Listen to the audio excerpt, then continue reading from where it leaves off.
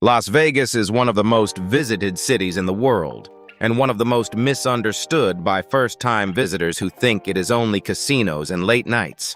Before you book anything, here is everything you actually need to know.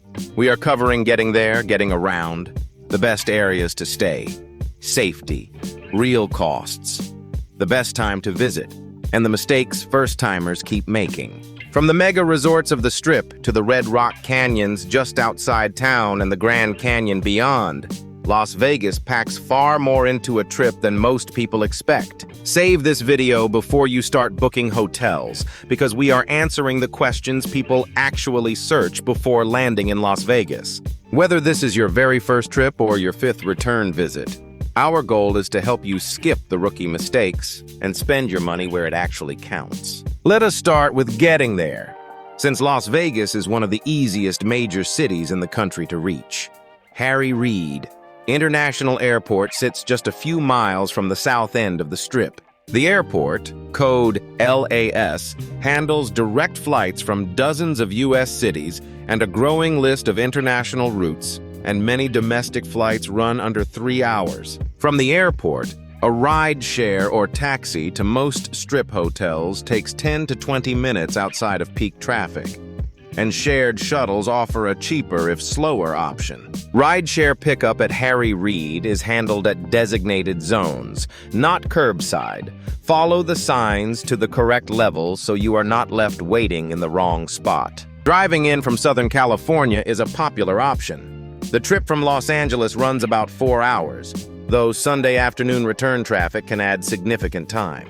No passport is needed for domestic visitors, and international travelers follow standard U.S. entry requirements, so plan those documents well ahead of your trip. The airport is unusually close to the action, which means short transfer times, but also that flight paths and arrivals areas stay busy at nearly all hours. Many hotels offer bell desk luggage storage before check-in and after checkout. Useful since Strip check-in times often land in the mid-afternoon.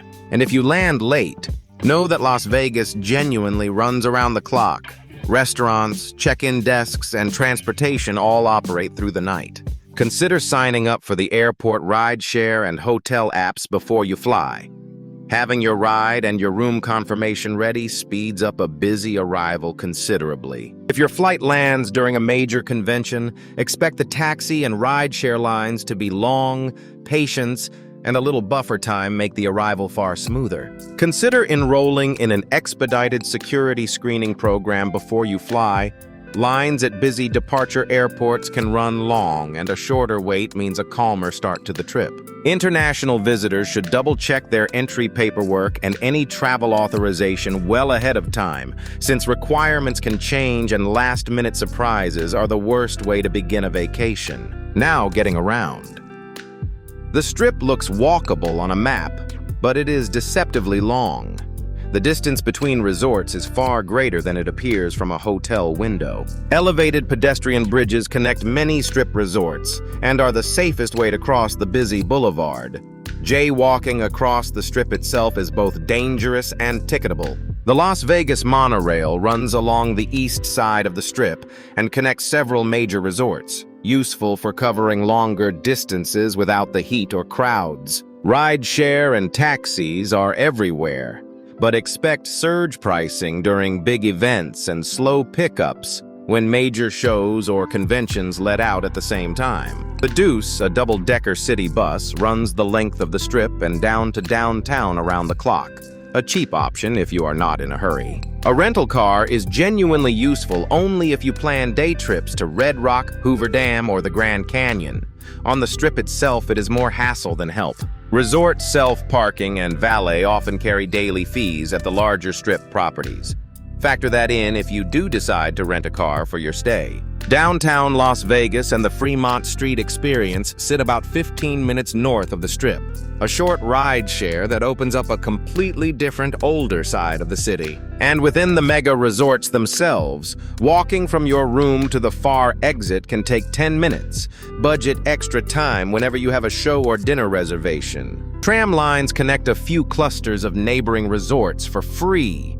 A small but genuinely handy shortcut when the heat or the crowds make walking unappealing. Wear comfortable shoes from day one. First-timers consistently underestimate how many miles they end up walking across casino floors and up and down the Strip. Traffic on the Strip crawls on weekend nights when the boulevard fills with cars.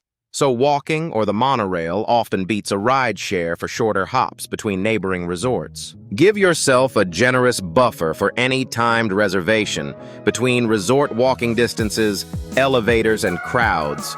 Getting across a single property can eat 20 minutes. The Center Strip is the obvious choice for first-timers.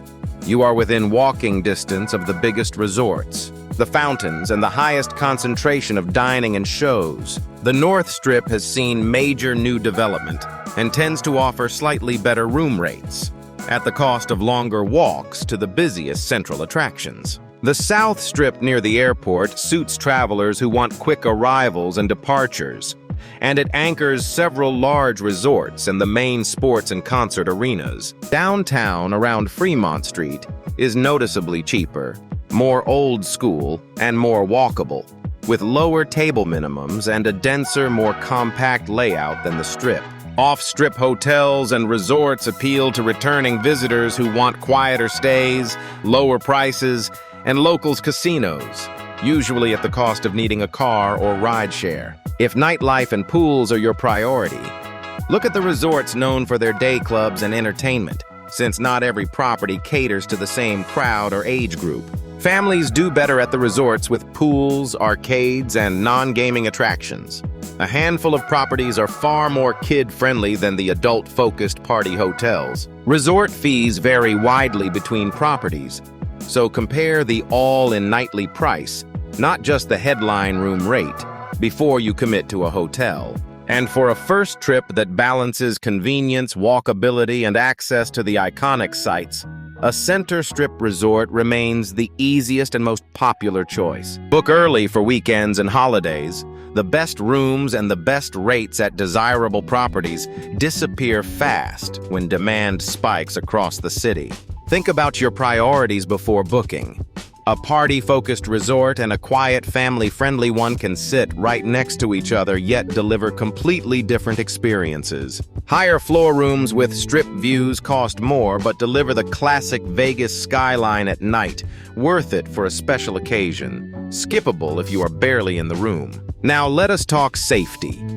The Strip and downtown Fremont area are heavily patrolled and see constant foot traffic. Most issues tourists face are property-related, not violent.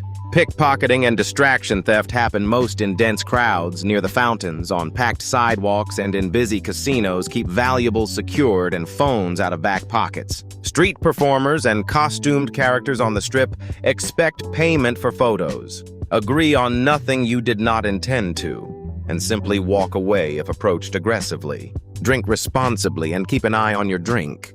The combination of free-flowing alcohol, heat, and long nights leads to more trouble than any crime statistic. The desert heat is a genuine safety issue. Summer temperatures regularly exceed 100 degrees. Carry water and take air-conditioned breaks even for short walks outside. Stick to well-lit, busy areas late at night, and use rideshare rather than walking long stretches between the Strip and downtown after dark. Be wary of unofficial ticket sellers and too-good-to-be-true club or show deals on the sidewalk. Buy from the venue, hotel box office, or a reputable seller. Gamble with a set budget and treat it as entertainment spending. The single most common way visitors get hurt in Vegas is financially, not physically. If you head out to Red Rock or the Grand Canyon, tell someone your plan, carry extra water, and respect posted trail and weather warnings in the desert. Overall, most visitors encounter nothing worse than an aggressive flyer hander or a pushy vendor. The tourist corridors are extremely well set up for millions of guests a year. Keep digital copies of your ID, cards, and reservations. If a wallet or phone goes missing in a crowd, having backups makes replacing everything far less stressful. Trust your instincts around high-pressure sales pitches. Timeshare booths and free show offers on the sidewalk almost always come with strings attached. Walk on if it feels off. Let us get practical about cost. Las Vegas ranges from surprisingly affordable to genuinely expensive depending on when you go and how you spend once you are there. Room rates swing dramatically with demand. A strip room that costs $60 on a slow weeknight can run $300 or more during a major convention or holiday weekend. Resort fees are the cost that surprises first-timers most. A mandatory daily charge on top of the room rate that can add $30 to $50 a night.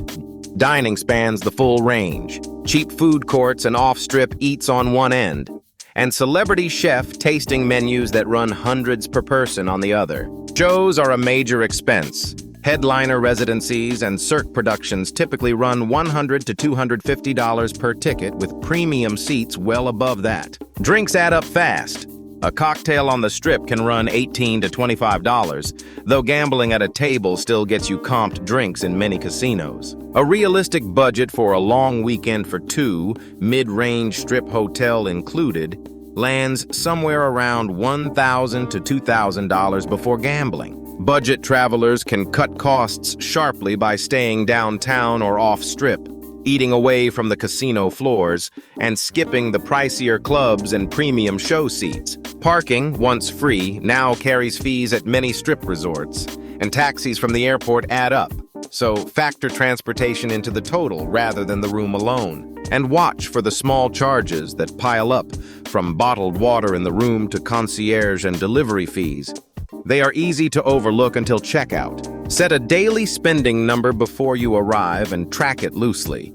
Vegas is engineered to blur small charges together until the final bill lands much higher than expected. Look for value in the shoulder hours, matinee shows, weekday dining deals, and off-peak room nights can cut your costs dramatically without changing the experience much. So when is the best time to go?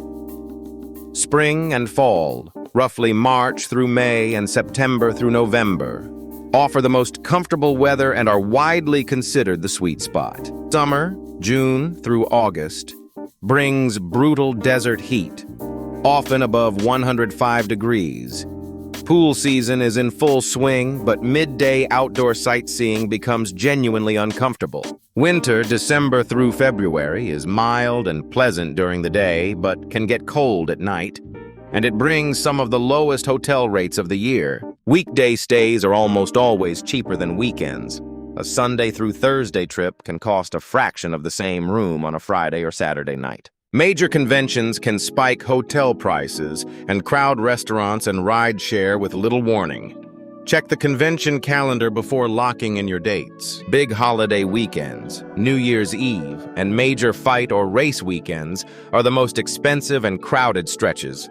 Book far ahead or avoid them entirely. If you want pool time, aim for late spring or early fall when day clubs are open, but the heat has not yet peaked or has begun to ease. For sightseeing and day trips to the canyons, the cooler shoulder seasons make hiking and long walks far more pleasant than the height of summer. Whatever dates you choose, book shows and popular restaurants in advance. The best productions and tables sell out well ahead during busy periods. Watch the weather in the shoulder seasons. Desert temperatures can swing sharply between day and night, so pack layers even for a trip in spring or fall. Consider what you actually want from the trip. A summer pool vacation and a spring sightseeing trip call for completely different months, so match the season to your plan. Keep an eye on major sporting events and festival weekends. They can turn an ordinary week into the most expensive and most crowded time to be in town. On to the must-sees, starting with the Strip itself, an evening walk past the themed mega resorts, the free fountain show, and the erupting volcano is the classic first night. The observation wheel and rooftop viewpoints give you the whole valley from above, especially striking at sunset as the desert light gives way to the neon. Cirque du Soleil and a headliner residencies define Vegas entertainment, and there is genuinely a show for every taste, from acrobatics to magic to major music acts. Fremont Street downtown delivers a denser, older Vegas, a canopy of lights overhead, live bands, and a zip line running the length of the pedestrian mall. Red Rock Canyon, a short drive west, offers a stunning scenic loop, hiking trails, and towering red sandstone just 20 minutes from the Strip. Hoover Dam and Lake Mead make an easy half-day trip, an engineering marvel and a reminder of the vast desert landscape that surrounds the city. The Grand Canyon West Rim, with its glass skywalk, is reachable as a long day trip or by helicopter for those wanting the once-in-a-lifetime aerial view. World-class dining is an attraction in its own right. Nearly every celebrity chef has a restaurant here, and a memorable meal can be the highlight of a trip. And the pools and day clubs are a genuine Vegas experience in warmer months. From tranquil resort pools to full-scale daytime parties with live music. The classic experience of casino hopping is worth a night on its own. Each mega resort has its own theme and atmosphere, and wandering between them costs nothing. Museums and quirky attractions round out the city beyond gambling.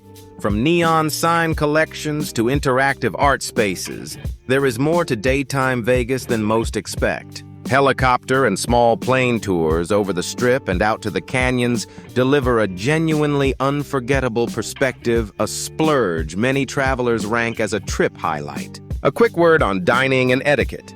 Tipping is deeply woven into the Vegas experience.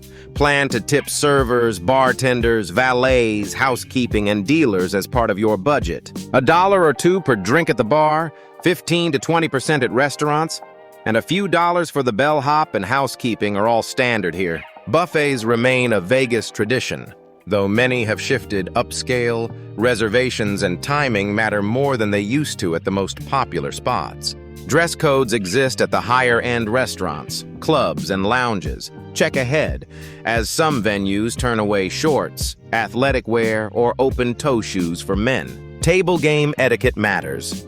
Learn the basics of the game before sitting down, handle chips and cards as the dealer directs, and tip the dealer when you are winning. Comps and player rewards cards are worth signing up for, even for casual gamblers.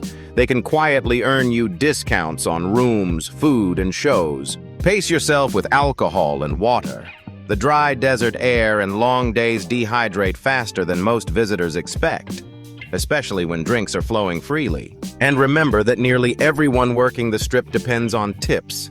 A little courtesy and generosity goes a long way toward better service throughout your stay. Reservations are essential at the marquee restaurants. Walk-ins can wait hours on a busy night, so book your key dinners before you even arrive in town. Happy hours and off-strip local spots offer real value.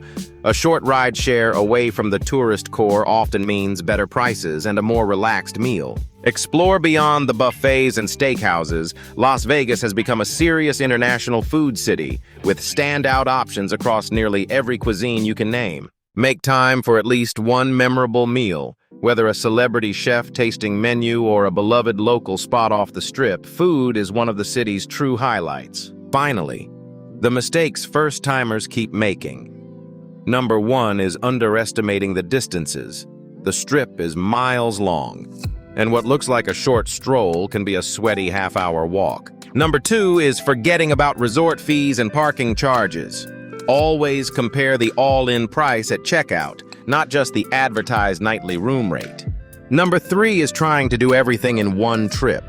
The city rewards a slower pace. Cramming shows, clubs, day trips, and casinos into 2 days leaves you exhausted. Number 4 is not budgeting for gambling as entertainment. Set a limit you are comfortable losing before you sit down, and treat any winnings as a bonus. Number 5 is ignoring the desert heat. In summer, walking the Strip midday without water and shade breaks is genuinely risky, not just uncomfortable.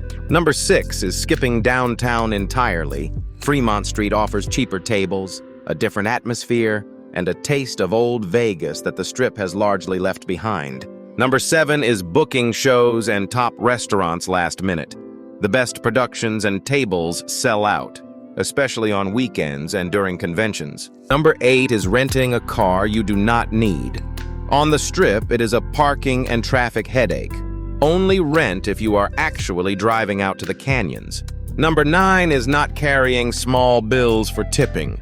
From valets to housekeeping to bartenders, cash tips smooth the entire trip and are expected everywhere. And number 10 is never leaving the casino floor. The surrounding desert, from Red Rock to the Grand Canyon, is some of the most dramatic scenery in the country. Number 11 is not pacing yourself. The city runs all night, and trying to keep up with it around the clock leaves most visitors burned out by the second day. And number 12 is overlooking the free spectacles, the fountains, the light shows, and the themed resort interiors cost nothing and rank among the most memorable sights in town. So who is Las Vegas actually best for?